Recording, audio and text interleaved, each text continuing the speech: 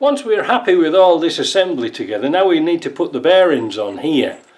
Now this one here is not too bad. We'll just warm it up with a torch a little bit and tap it down, but this one we're going to use the tool to put the collar on.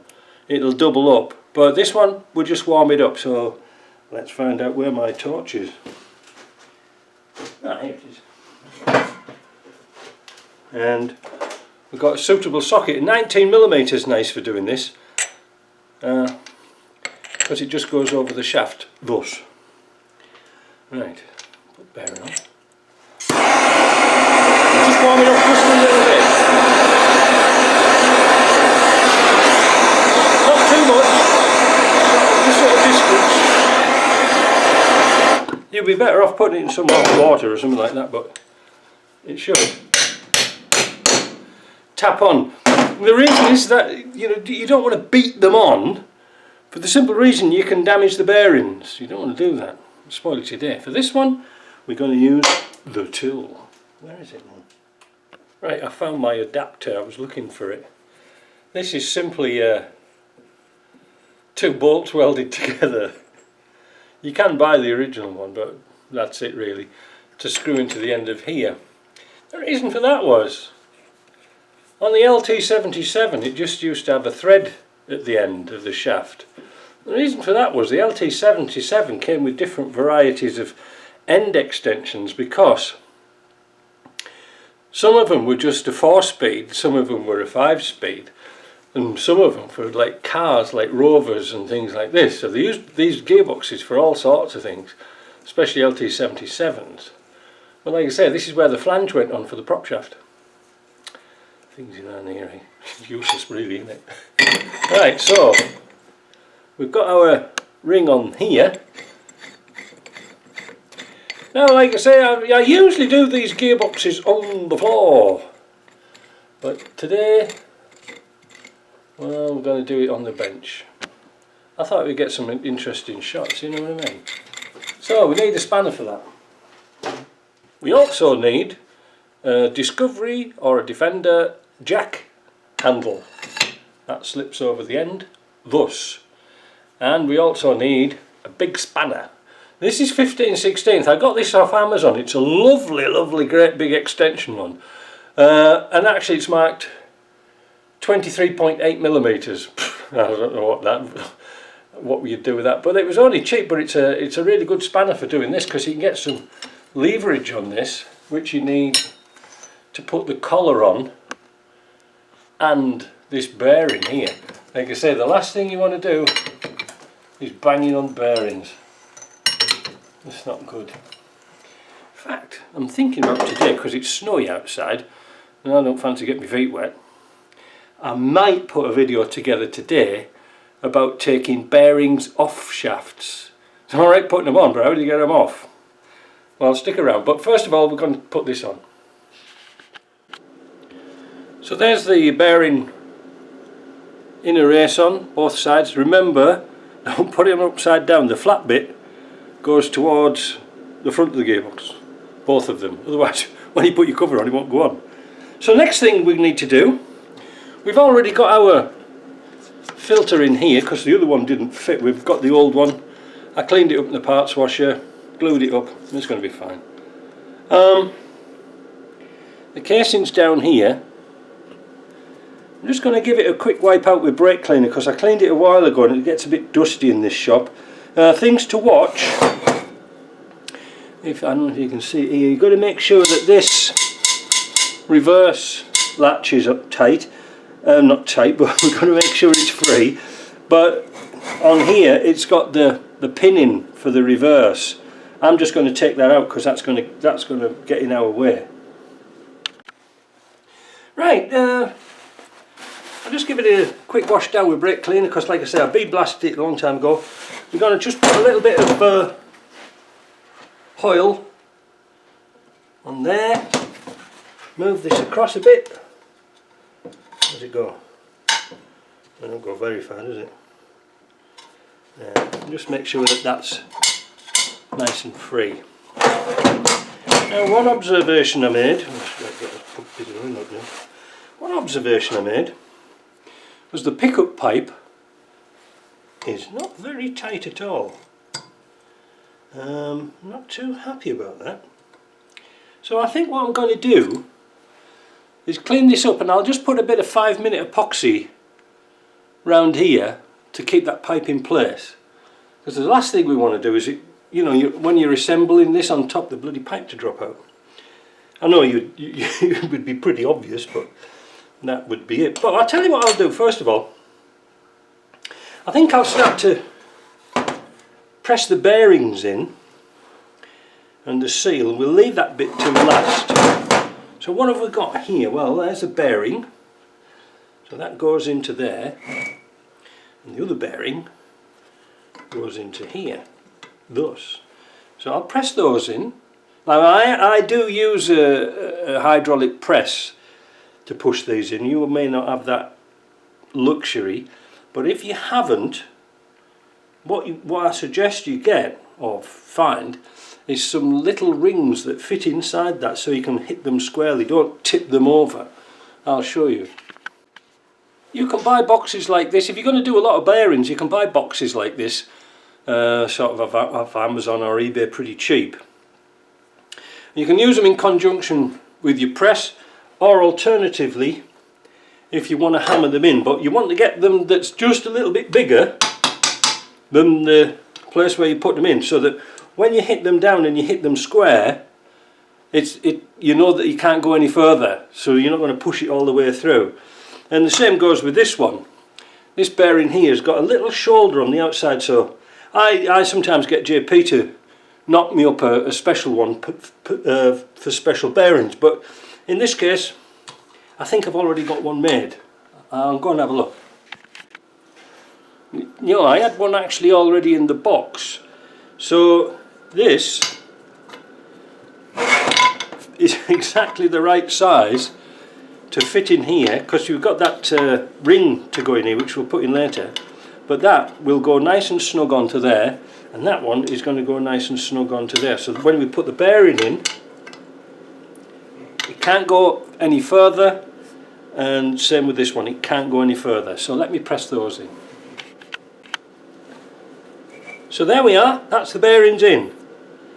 You see, they're nice and flush with the top of here and there. So the next thing we need to put into here, I'll put them back first. Right, so the next thing we need to fit is this ring here. This is a sort of a bit of a controversial thing really, but let me clean it up because it's got a bit grubby. So what's controversial about this ring? Well, nothing really, but can you see some raised bits here and here? Now on some rings they weren't in, so that meant that the oil passage coming through this hole here could circulate all the way around and not actually enter the shaft. So these were to stop oil. Well, they were supposed to get oil into here but not go all the way around and out again. So just check, make sure it's got these in. Now Ashcrofts do one especially for this, so you can't go wrong, but usually these are pretty good. Alright, now where do they fit? Well, let's have a look, see if we can get up here. Oh. Right, so they should go on there like that. You see? So the oil goes in through these holes here and then transferred, where is it now? Through this hole here. There should be one either side. Alright? So that's how the oil gets into the shaft. And then because this oil, this shaft is hollow, the oil can go down through the needle bearings and out. Alright, so it's most important. But like I said, there were some that were open. Just keep your eye open for that. Location's always a crucial point as well, because you see it's got a little raised piece on here. So that fits in that little raised piece just here, like that. Don't put it the other way around. So I've mixed up a bit of Gorilla Glue. It's not made from gorillas. And we're going to put it in the hole. Don't put it right at the end because it'll block the hole up. You don't want that. It's just to keep it tight. Now that's the position it goes in. It goes, the highest pot goes to the top. But the funniest thing is when you come to put the filter in, the filter's sort of at the lowest point, so if I was to lift this up, I'm not going to fit it yet because I'm just going to wait for that glue to dry. But if you do a dummy run with it and you put the cover on, you want to make sure that that is going to go nice and all the bolts are going to line up. So we'll leave that to dry for a bit.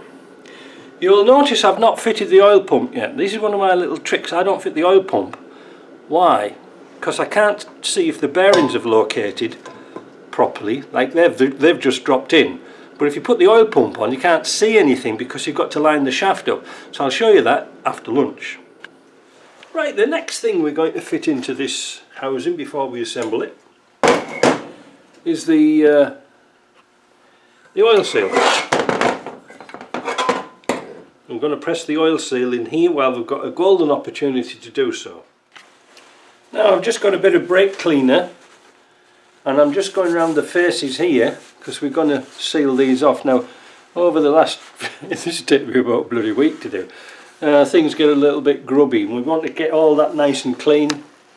Same down here, clean all that off. This pipe now is held in quite nice there, pleased with that. We've got to get ready with our fork thing because this has got to go on whilst we're putting the cover on. So a lot of things are going to go on at the same time. So we're going to put some sealer around this. We're going to take our bolts out, put some sealer on, then we'll get ready to put this cover on. With a nice bead of sealer, this is the crowning moment, if you see what I mean. So we're going to get hold of our end cover, put it on, but not completely. Got to get the oil pipe lined up, drop her down. Now before you drop it down, this is the bit you need. You've got to now put this selector so that that pin is going to go in like this. Now this is why it was really handy to make sure that shaft is nice and free. There we go, that's in. We can sort of drop that down a little bit. Everything else is looking good. Now, this is why I don't put the pump in or anything else like that, because now we can align our bearings up for that to go on. And that should just lift up to there. We're all right there. Boom. The eagle has landed. Look at that, how easy that was. See? Now we can move that up and down. Now one of the reasons why what happens with the shaft is because it's got this little tapered pin that locks into the selector, it burrs over, it opens out that hole there, so that's why it's important to take all that off. So what I'm going to do now, I'm going to put all the bolts in and then we'll put this little piece in here, but I'm going to put the bolts in while the sealer's still soft, and then we can take it from there. Well, just to say before we put the bolts in, all the bolt heads and things like this have been cleaned up, put through the sandblaster, dried, and then we've got some galvanised paint on those heads so that they look nice and they're not going to go rusty straight away. So let's get them on. Now, having all the bolts tightened down and torqued down properly, we're now going to fit this little chap here. Now this can be a bit tricky. There's a little shuttle slot thing here, so what we need to do is just lift it up so we get a magnet, hopefully. Yeah, wait a minute. Come on. There we go. You lift him up till you get him in the right place. Find out where you've put your bit. Cut some seal around it. And then that should go into there, like that. I haven't got a tap-in stick. There, it was a bit fiddly, I must admit. And might be better with the box horizontal rather than vertical. So we'll put a little bit of thread lock on there. There's a bit there on the bench, that'll do. and we'll just give that a little nip. There we go. Next thing, we're going to put the grub screw in here, which is kind of tricky to film actually. How am I going to do that? Oh, I'll tell you what I can do while I'm here. I cleaned up the magnet, put a copper washer on. Now the copper washers are a bit hit and miss. I mean, look at that. It's very good, isn't it? Anyway, that's all we've got. I think you have to sort of guide them in with your fingers. Right, so now we're going to try and get this grub screw lined up in this hole here. Put a key through and try and pull the hole over a bit, you know, the shaft. I've put some Loctite on there, but it is tricky to get in, because now you've got to get that piece up there and then lined up in a slot back there.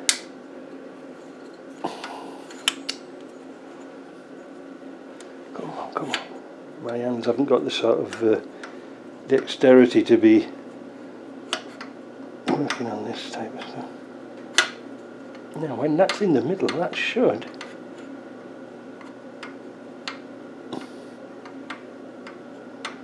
Why isn't it going into? Why isn't that going in? I'm moving around a bit more. Well, after a lot of messing about, I got it in, but that's how it's supposed to be. It's supposed to be flush. There. You see this bit here, that the grub screw, it's supposed to be flush. So I've tightened it down. I put some Loctite on it.